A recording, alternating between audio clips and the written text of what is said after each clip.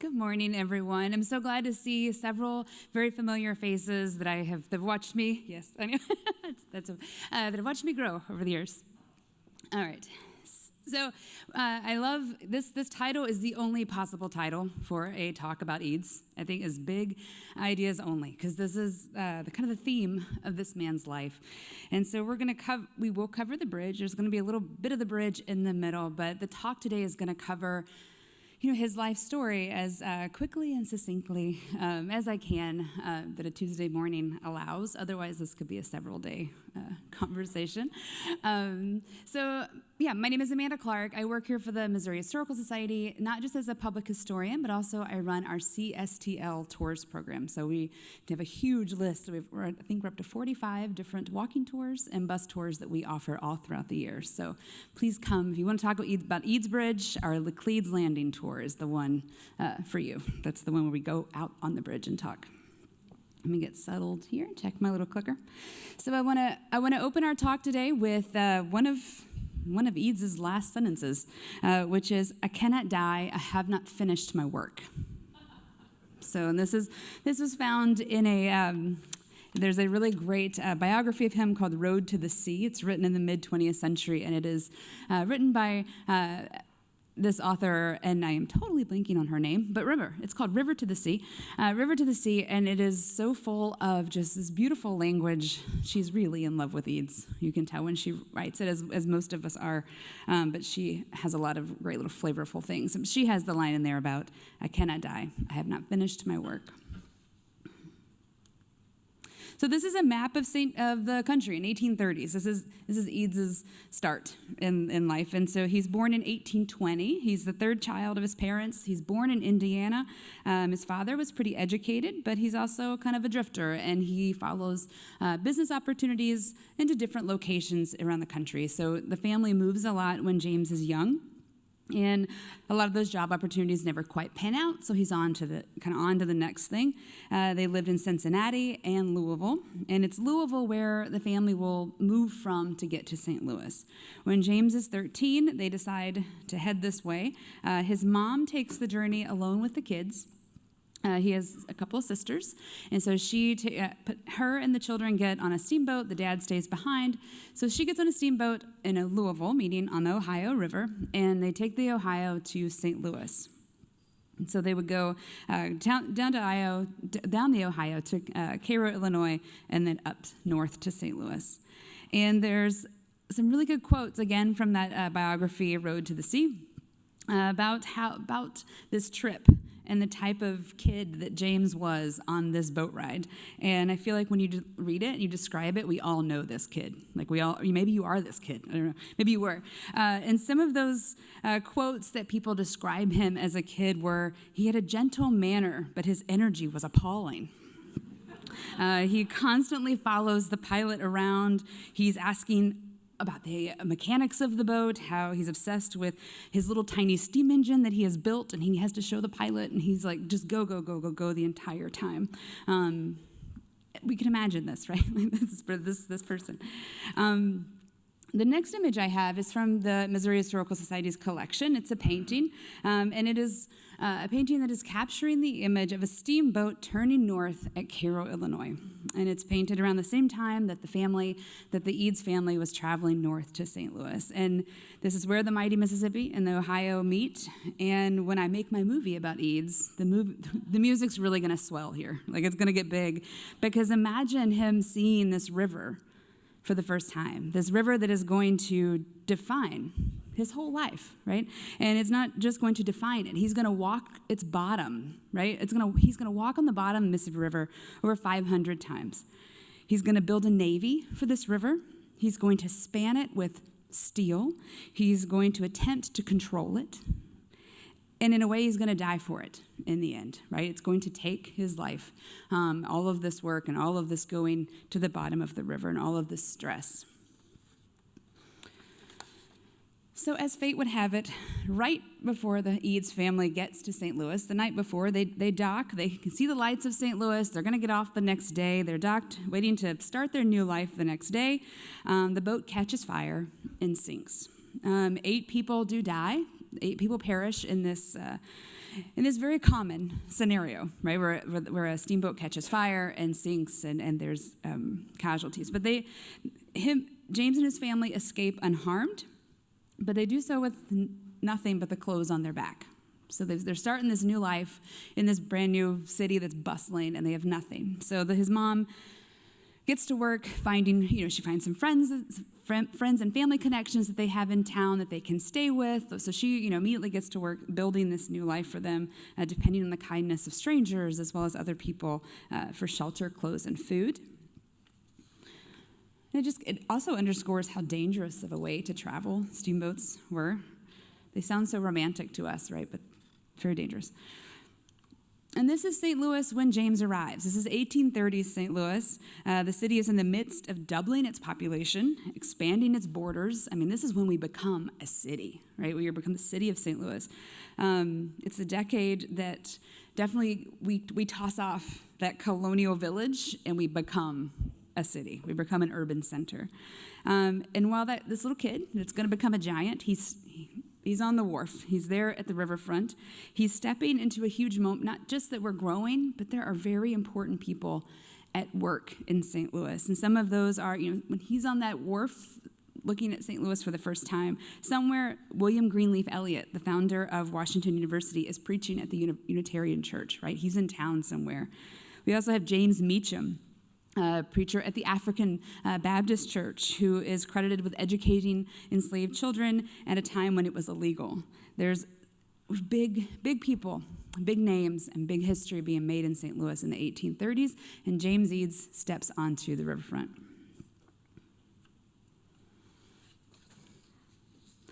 And here's some pictures, some paintings of St. Louis in the 1830s. On the left, this image here, this is 4th Street looking south. So you've got the old courthouse dome before they put the new dome on and the new look, or finished it the way we know it today.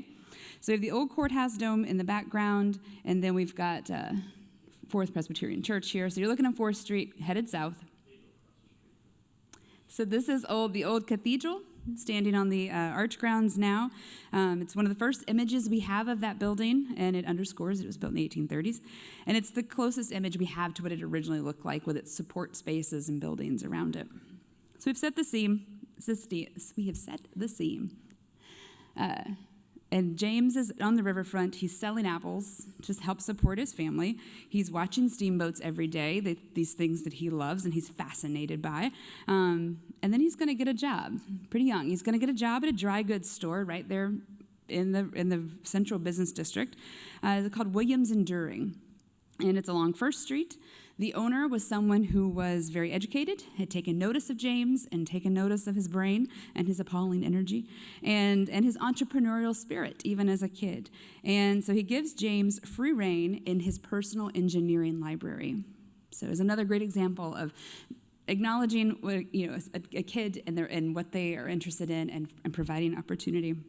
And so it's literally perfect. He works in the store, and then he spends all of his free time upstairs in this library, right? People would have these huge personal libraries at that time. And he's working on many steam engine prototypes that he's building models, he's reading books, and learning all of these things. And that's his education. That's what's going to carry him right on in life and all these other projects that we're going to learn about. So he's working on 1st Street. He's watching the river, watching the boats coming and going, and things are being loaded and unloaded. And like a lot of people at that time, he wanted to work on them. He wanted part of that action.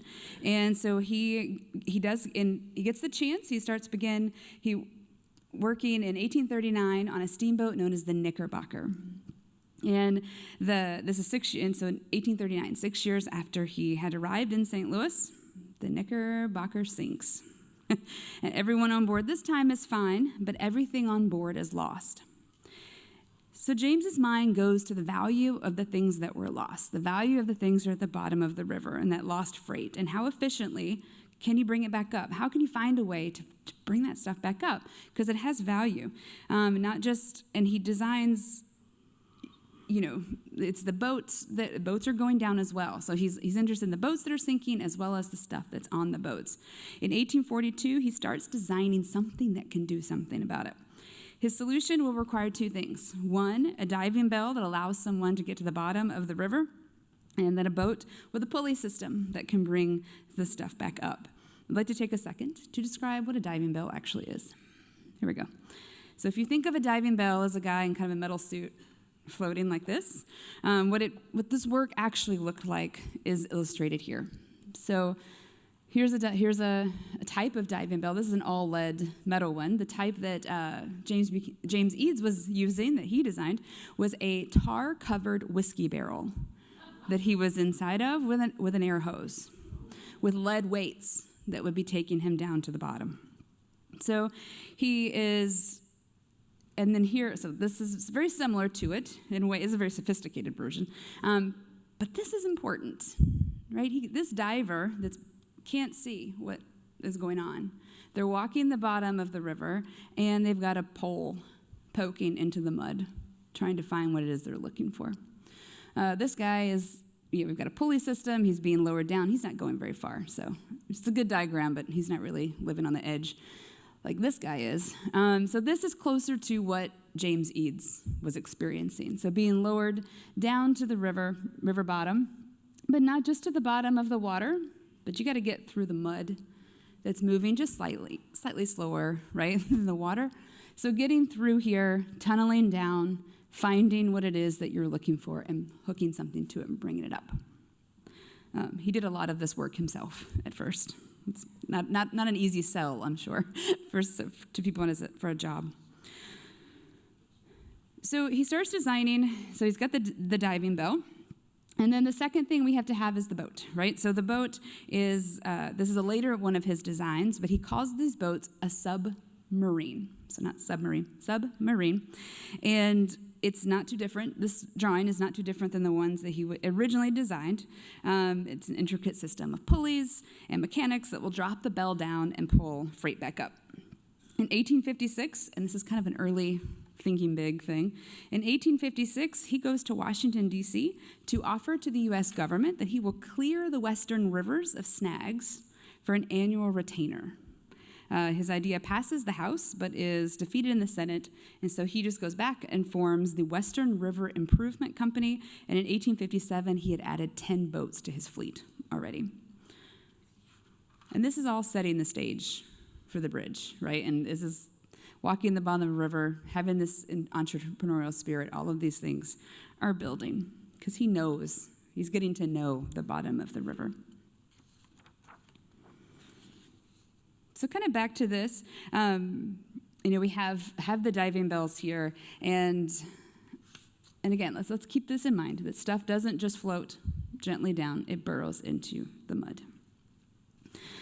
Second part, the boat itself also, the way it gets built, the original one, is that he walks into a shipbuilder's office in St. Louis in 1842 with the plans for his salvage boat, and he offers, so he's designed it, and he offers the builders, if they will build it for free, he will offer them stake in his company. And they trust him, and they think this design might work, and so they do it. So the first one was built for free. And then, so he's got all this stuff set up. Western River, the improvement company is set up and going. And then, we're skipping a thing here. There we go. We'll go there, and then we'll go back. All right, and then 1849 happens. So So we'll go back to her.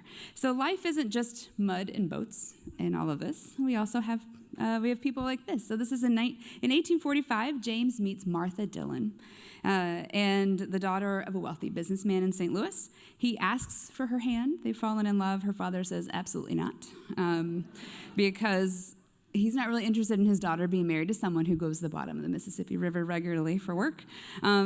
Such a dangerous job. James's mom hops in here, though. She comes to the rescue, and she actually writes a long series of letters to Martha, convincing her to defy her father and marry James. It's good mom work there. I like it. So this is a very romantic relationship. They are very much in love, but Martha carries the burden of anyone who is partnered with someone who's married to someone who's married to their job, right? And in this case, that job is dangerous. And he is gone for long amounts of time. Don't know where he is. It's the bottom of the river or not. So she spends a lot of time alone with their kids in their house. And his parents aren't living in St. Louis anymore, so she doesn't have a lot of family support. So she's taking all of this on her own, on herself. And he realizes this is not sustainable for their marriage. She makes it very clear. So he walks away from the salvage business. And in 1845, he opens a glass factory in St. Louis. It's is thought to be the first one west of the Mississippi. Glass factory keeps him at home, but is not successful financially. And so he closes it, and he goes back to the river in 1848. By this time, they have a small family, including a son named James. And then 1849 happens. Usually this could be a talk all about city burning down and cholera and all of that. But since we're following our leading man, there's really nothing better when you're giving a talk than I'm going to put that over there so I'm not looking. Since we're following Eads, so we're going to set cholera and fire aside, he's the person that can, when this happens, those 23 steamboats, which are a big part of the story, they go to the bottom of the river, well, he's there to bring them back up, right, and work on that salvage. And so this is a huge financial boom for him. Financially, professionally, it's a big moment and something that, it's going to have a huge impact on his life. It's also tempered with a massive personal loss. The fire is in May, and his son James dies in June. So he's in the middle of this big business, salvage boat building. The company was up to 4 boats at this point. Strain is being felt on the family. Martha writes him all of these letters, begging him for help, begging him to come home, saying she needs him. And his response was, in his best interest, was to send her to Vermont for a rest, which was a very normal thing to do. I'm sure a lot of us would love that to be a normal thing to do now when we're stressed. But it's on the return trip that this personal loss is going to get deeper in 1852 because Martha contracts cholera and dies on that trip back. So now James is a single father with daughters and this business that takes him away for large amounts of time. So he's devastated. He swears off the salvage business because it has cost him so much. He swears off of salvage and diving. 2 years later, he will remarry. And so he marries Eunice Eads. She comes to the marriage with the last name already. She is the widow of his cousin here in St. Louis. So the two of them head to Europe for him to rest and to have enjoy a honeymoon. But when they get back, he gets right back to buying boats. This time, he isn't buying salvage boats, but snag boats. So boats that can, clear, snags are incredibly dangerous for steamboats on the Mississippi River. They're trees and things that have lodged themselves in the mud, and then another boat comes along and tears the hull up. So a snag boat goes ahead of steamboats to deter the tree trunks and things from hitting the boat. And they also make really good bases if you want to have a salvage boat. It's the good boat to start with. So something bigger is happening, though. So he's doing this. He's off in this direction in his business, this snag boat thing. But at the same time, separate from him, the first trains reach the eastern riverbanks of the Mississippi River. And talk begins of how to span the river and how to overcome this barrier that is there. And this is talk that's separate from him. He's a boatman. He's a riverman. He is going north and south on his river. He's not concerned with the east and west part yet. In 1856, his mother's first cousin, James Buchanan, is elected president. In 1857, Eads decides to retire. He's at that point in his early midlife, so in his 40s, he has enough money. He decides to retire from salvage. He's made an incredible fortune, and he's interested in much bigger ideas that we're going to catch up on in a moment. Not the bridge yet, though. So the country breaks out in civil war in 1861. Eads is immediately invited to Washington, D.C. To consult on how the Union Army can patrol and protect the Western waterways. He's asked to design and create Ironside boats. He immediately takes on the challenge. He comes back to St. Louis, purchases an existing shipyard in Carondelet. Physically, you can still go and stand there and point at it and say, this is where this happened. He gets to work. The upper image is of the boats being built in that shipyard. So we've got these big structures building the frames. And the And then we have on the right, we've got the boats themselves. They are made out of, they've got steel and metal hulls for protection, and they're sitting very low in the water. And the little thing here, this is in our collections. We have a collection of the Eads patent models. So he himself made this patent, made this patent model to submit for the patents for the gun carriages that would go on these boats.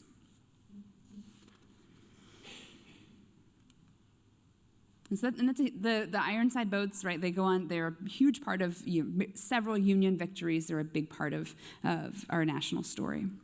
So he completes this, and he does.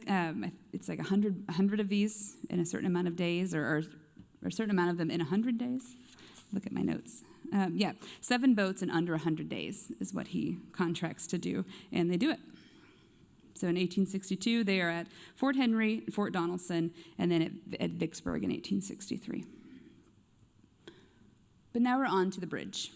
So we got to set up a little bit of the story of the bridge. In the first bridge designs for St. Louis come about in the 1830s. So this is not a new idea, but by the 1860s, it's really obvious they have to figure this out. Chicago is really gaining momentum as an economic center. Transcontinental Railroad is going north of St. Louis, not through it. So we're losing out on a lot of business. Freight that travels here has to be unloaded onto ferries, cross the river, and then be reloaded onto a new train before heading west. The first Mississippi River bridge is built at Rock Island in Illinois. It doesn't stand very long before a boat accidentally hits it. It is rebuilt. I'm sure it was totally accidental, but it's fun to think. It's rebuilt pretty quickly, though. And in the meanwhile, the ferry companies file a lawsuit. And the whole question of bridges becomes a political issue. Imagine that. So St. Louis's chances at getting a bridge, they get caught up in all of this it being a political issue, the fact that we're on the edge of 2 states, right, with different interests. You think Illinois is ready to give away any business from Chicago? Nope. Right? Like there's a lot of interest and a lot of things going on. We also have the Wiggins Ferry Company that holds a monopoly here in St. Louis. Not just on the ferries, but also on the train yards on the east and west banks. They don't just own these boats. They have a hold on just the movement of freight in general in St. Louis. Again, Eads is not part of all of this at first, and then he gets brought in. Right, he finally gets swept up into the push to get a bridge here at St. Louis. So I don't want anyone to think he was leading the way. Right, he just eventually becomes part of it. There is a National Committee of Engineers holds a national conference here in St. Louis they're saying while they're here he presents his design, and they say absolutely, totally impossible. That bridge is a ridiculous idea. Here's Wiggins ferry boat, as well as a receipt for crossing over the boat or crossing over the river. The Wiggins do not want a boat. If I made that clear. And here's all of the land that the Wiggins company held. Yeah, the rail yards are the big surprise there. And here's some of the competing bridge designs for St. Louis for the bridge here. And what could have been, right? What could have been for a bridge here in St. Louis. This is one, I think it's my favorite, because it's very similar. It's got, the idea is not too crazy. It's going to go straight across the river. But if any of you are really familiar with where this is going and where Eads is going to come in, where the brilliance of his design is going to come in and why it's still standing there, it has to do with this right here. Right? The person that drew this map did not understand that there's a huge difference in the 2 sides of the river, right? How deep that bedrock goes and the need to go to bedrock.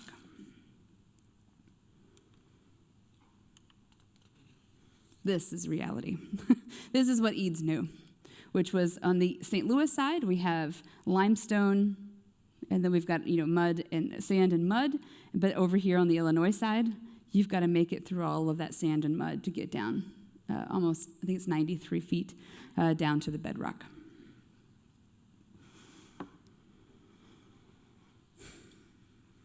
And now we're going to talk a little about the bridge construction and how this connects and how Eads brings in here. So we've got Eads our guy. And so in the story of the political drama and all the things that are brewing in getting this bridge built, there's a lot of personal tragedies that are involved in getting the bridge built here in St. Louis. There's vendettas, there's ransom even as part of the bigger story. The project gets going. He's quickly named engineer-in-chief, and not because a room full of people looked around and they're like, oh, who's the best guy in this room for this, right? It's because he's a great business leader. He is a creative financier is someone who knows how to get money and works hard to get people money. He's well respected, and he knows the river better than anyone else has or probably ever will.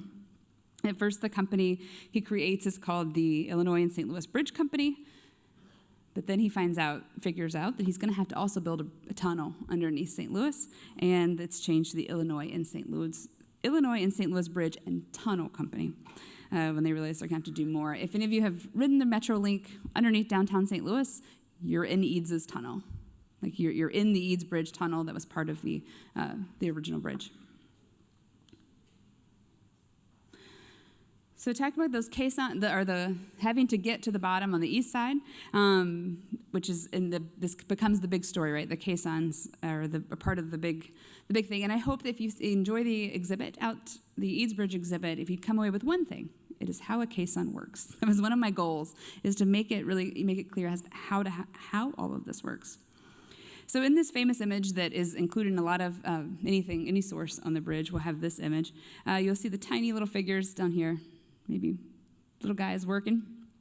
This was an iron room, basically, that was flipped over. It didn't have a bottom.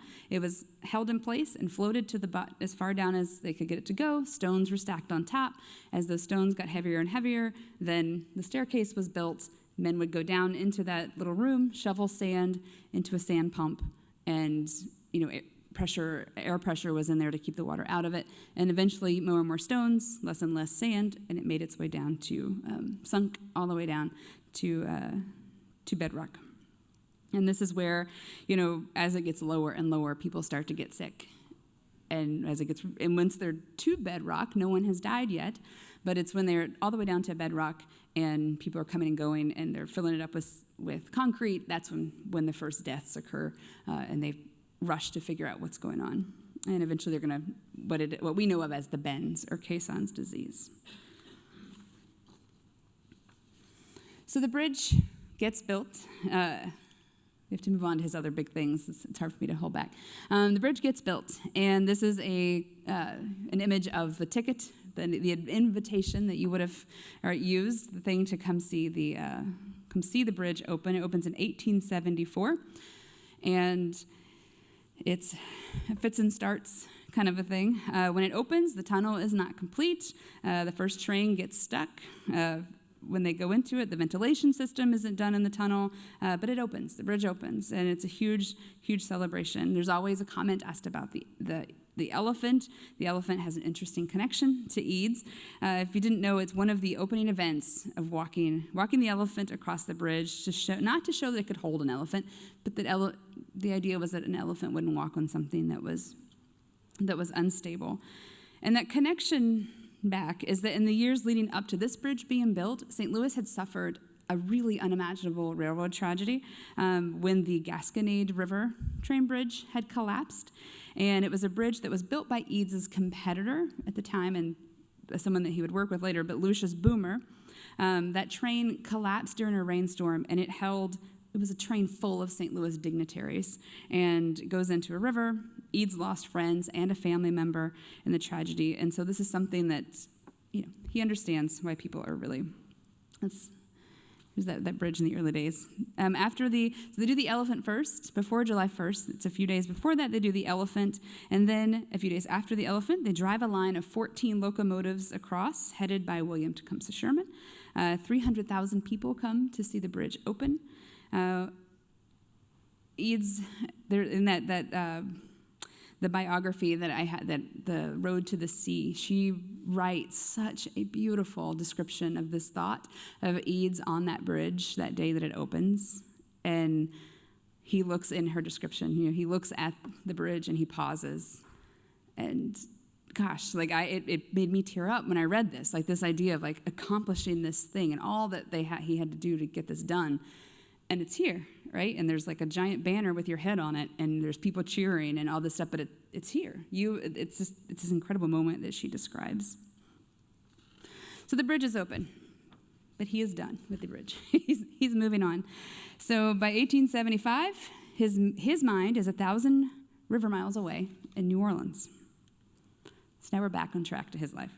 So he can't do anything small, right? So we've done big things, big things, big things. The next big thing is going to be, and the bridge is still being built by the time this project actually gets started.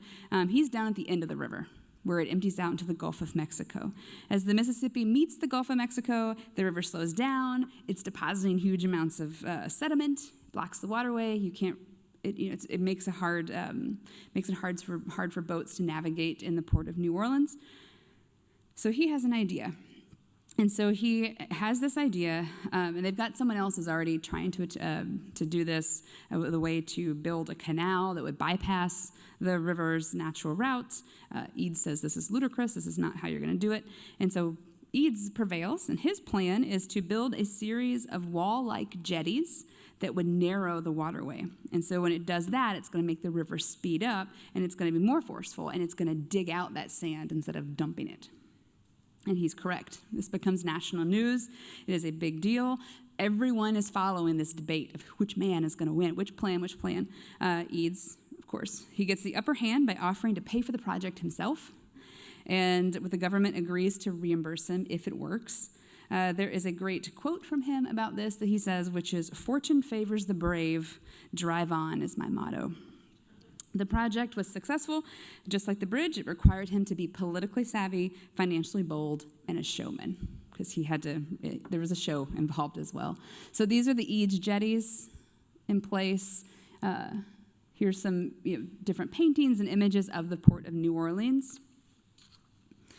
When this was completed, this opens up the port of New Orleans to international traffic. This is like 8-fold times more business that starts coming in, and then New Orleans becomes this incredible port and is leading the nation. And so it's huge. It's a very huge deal that this happens. And if you look at, here's a satellite image of Port Eads. So those jetties are still there somewhere. But he was not done yet. So it's the 1880s by now. He's built these boats. He's made a fortune. He's spanned the river. He's opened up New Orleans. He's done all this stuff. Still not enough. We got some more to go. So his next big, bold idea, which is really fun to talk about here, is this idea of a ship railway. So this is, at this point, as people are trying to get things, shipping things, they have this big problem, which is North and South America, right? Like they come together. So there's a race to figure out how can we get over this part in the middle that can maybe bypass having to go all the way around South America. Lots of people are coming up with ideas like canals and things like that. His idea is we build a ship railway, and this would be in Mexico on an isthmus. And what's going to happen in his idea, it was revolutionary. And so this would be taking a large ocean-faring boat out of the water, out of the ocean, and then pulling it on a railway led by these little steam locomotives. Right? It takes a minute, and it's like, whoa. So the ship railway, and this is from the cover of Scientific American. Like, this is a big, big, big story. So he has a really hard time convincing the government. This is the U.S. government. This is a good idea. They are held captive by the Panama Canal idea. And so he has a hard time convincing them to fund it. He goes to the Mexican government directly. They're in favor. The U.S. government, again, he offers to pay for it himself. He can pay me back. We've done this before. It worked. They would not. Mexico says yes, start working to get done. Congress says not yet, and they never vote on it. So it just sits. And doesn't get voted on, and unfortunately he passes away before was forced to vote. But so he's still alive though. This happens. Okay, so in 1884 he's awarded the Albert Medal by the British Royal Society for services he had given to the art of engineering. He's the first American to be given this award. At this point in his life, he and Eunice moved to New York City. He passes away just 3 years later while they are on a ship in the Bahamas. And so by this time in his life, he has to take a lot of vacations, a lot of things his health is failing as a result, again, of this really intense life physically and mentally. So he's buried at Bellefontaine. So we've got his I used to say tombstone, but this is not his tombstone, this is cenotaph, because there is an Eads mausoleum underneath this. So if you're familiar with Bellefontaine, you ever go visit and hang out with him like I do, this is sitting on top of a huge chamber in the ground where the Eads family is buried all together. In 1932, though, after he's passed, the American Colleges of Engineering named him as one of the 5 greatest engineers of all time, along with Da Vinci and Edison. There's a poem on the right here that's all about his life. It was published in St. Louis when he died. It's a huge, when he dies, it's a really big moment in St. Louis. And it's titled Lines on the Life and Death of Captain James Buchanan Eads. And so this is the story of his big ideas and of his life. As you can see, he was so much more than the bridge. And the bridge is pretty cool, though. It is pretty good. Before I do a Q&A, which I am excited about, let's look at a few fun things that we have in our collection here at the Missouri Historical Society. Okay. So these 2 things here. The first thing on the left is the cover of a James Buchanan Eads cigarette pack, the inside of which includes a tiny, tiny typed story of his life. It's where I got all this information. I'm just kidding.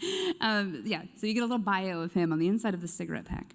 The second item here on the screen is his pass during the Civil War, right? And you had to have this permission to come and leave from the city. It's a passport of sorts. But for him, it says he has permission to go in and out of St. Louis at all times in all directions. Next item is an invitation to a banquet that the city held on his behalf in the 1870s. It has food, entertainment, talks. The city throws this big giant party for him. And here's the front invitation for that. The second item I have here is a medal that he was given. And it's depicting Poseidon taming the river. It's really beautiful. We also have a ton of his correspondence. And this is the one that wins for me.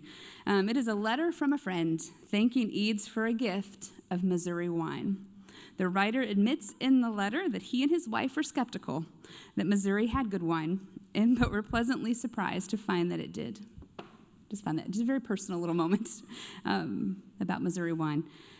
And the last image I have here is in New York City. And this is the Museum of Modern Art's gift shop. And this is exactly where his house sat in New York City.